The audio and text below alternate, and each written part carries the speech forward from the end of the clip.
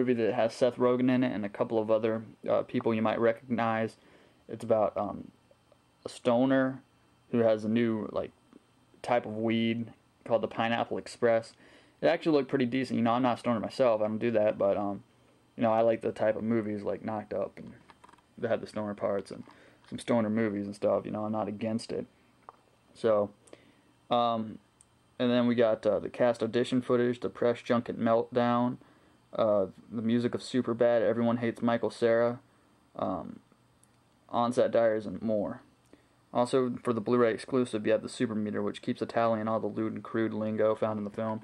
It's just like a little ticker, kind of like in the South Park episode where they were finally allowed to say shit on TV. They have that little counter down there that counts out how many shits they say in the episode. It's kind of like that.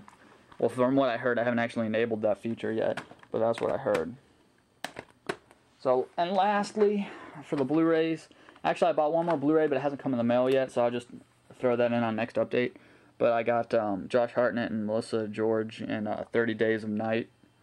I saw this when it came out in theaters, and I really liked it. So I was waiting on Blu-ray for it to drop in price, but I just got tired of waiting, so I tried to use my gift card anyway. So I ended up having to pay cash for these.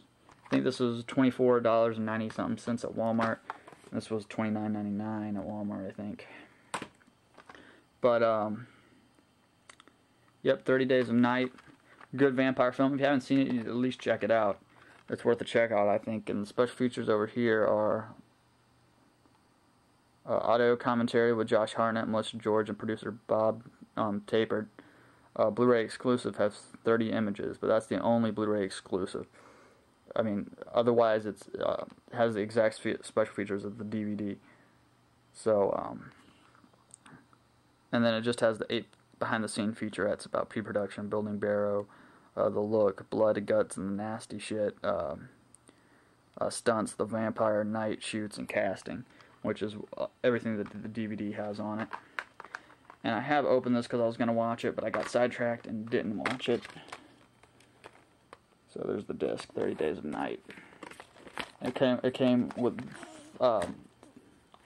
Superbad and 30 Days of Night, as you see here. It came with this high definition, get the full high definition picture with Blu-ray disc. Sony little pamphlet here. Tells you what we got, you know, Spider-Man, Casino Royale, Sarah Close Encounters, 7 Years in Tibet, Gridiron Gang, Fifth Element. No, just telling you why Blu-ray is awesome, pretty much. So, yep, that's my Blu-rays. I'm going to go ahead and, 30 Days of Night, Superbad, 28 Days Later, Casino Royale, 28 Weeks Later, Memento, A Knight's Tale, Hollow Man, The Fifth Element, and Wild Things. Alright, I'm going to pause, go grab some DVDs. So let's try to continue this. Alright, here we go. Next up, Eastern Promises, from the guy that gave us A History of Violence. It has Viggo Mortensen in it, Naomi Watts, and Vincent Cassel.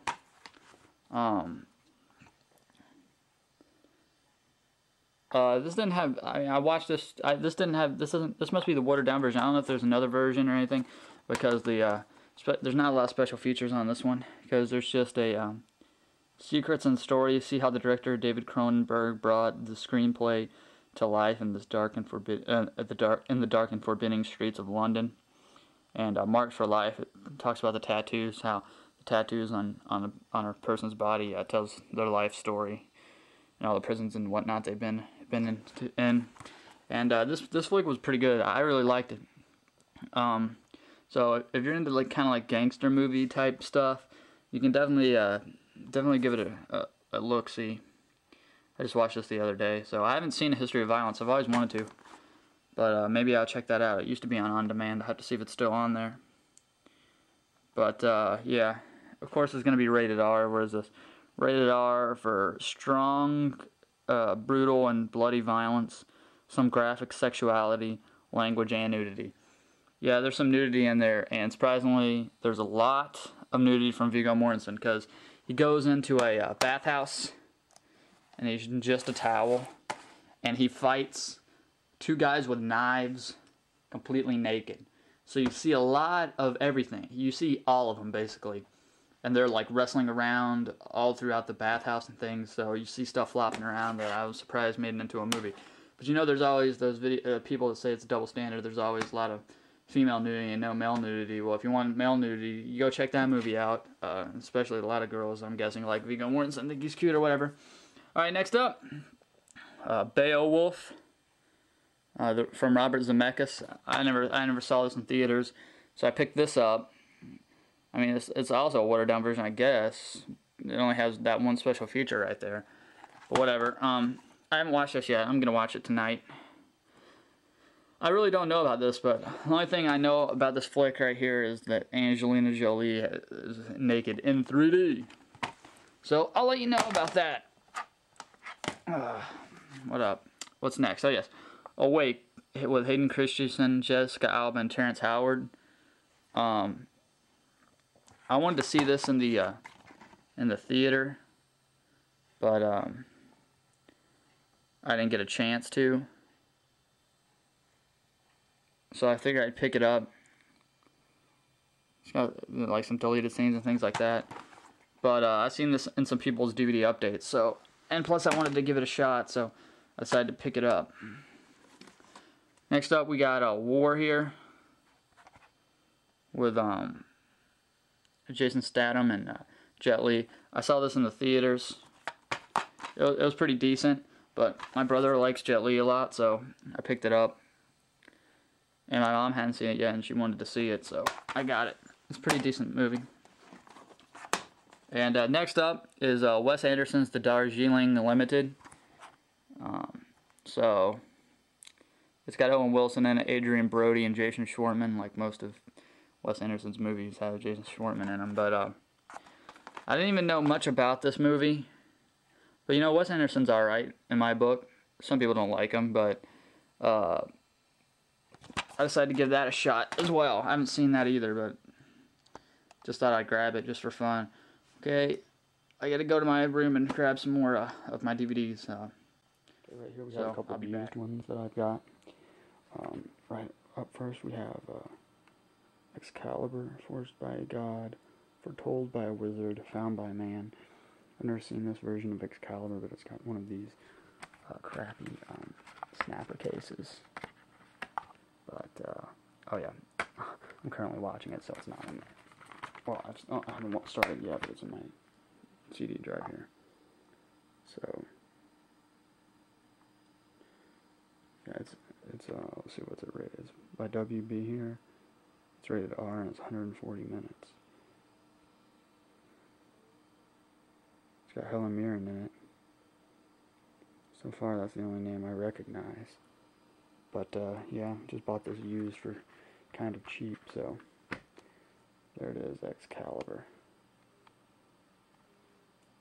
Next up has Dennis Leary in it, Elizabeth Hurley, and Steve Buscemi. It's called Double Whammy. And, so, I haven't seen this either. It's a comedy about a detective with everything but a clue. So, bought this used as well.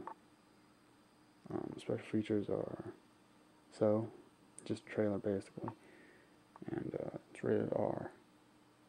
The language, violence, some sexually, and drug use. But I haven't seen that either. But I just bought it used. It looked decent enough from reading the back. So next up is Claire Danes, Michelle Pfeiffer, and Robert De Niro in Stardust. Bought this used as well. And yeah, I haven't seen this either, but some people told me it was a decent movie. So I decided to pick it up. Special features include Good Omens, the making of Stardust, a blooper reel, which I always love the blooper reels, and a deleted scene. It's PG-13 for fantasy violence and some risque humor. But if you've seen this, let me know if it's good. I probably won't watch it for a while because I got a bunch of other things to watch. But that's Stardust. I think I hear somebody. Hopefully they don't interrupt. Next up is Empires, Japan Memoirs of a Secret Empire. and